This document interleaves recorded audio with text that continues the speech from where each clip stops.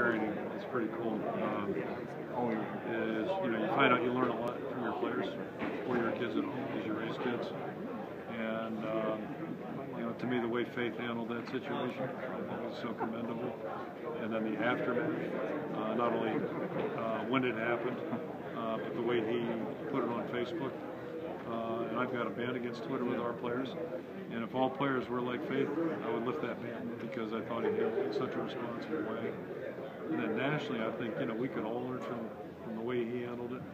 But on a even larger scale, and to the point where I was sure at the team, I think nationally we could all learn a lot. One thing about sports, and life isn't fair. I mean, I think we all know that. And society's not always fair. One of the great things about sports is it's one of the fairest places you can be as a coach or as a player.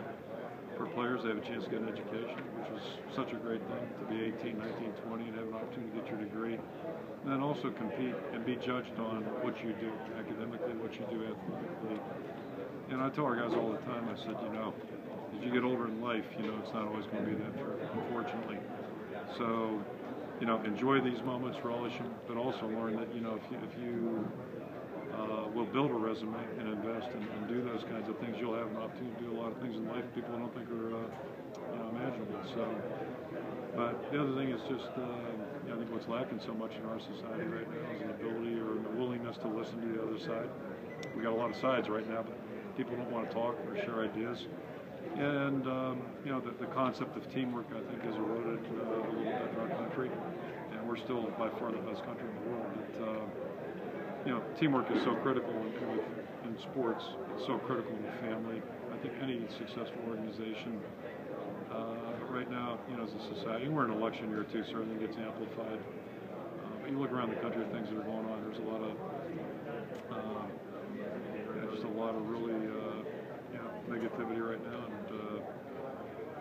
I kind of hit at the tail end of this, but I think the 60s and 70s, I got there right after the Vietnam and all the civil rights things that took place. I think those are some of the most challenging times in our history to be an educator, a parent, a coach. I think we're probably in an area similar to that. I think we just all need to talk to each other a little bit more and listen a little bit more too, and find some middle ground. I'm a coach, and as a parent, I see the good in people. I see the good in young people, certainly. It's just sometimes you just got to bring it out. So, but it all starts with talking and sharing ideas.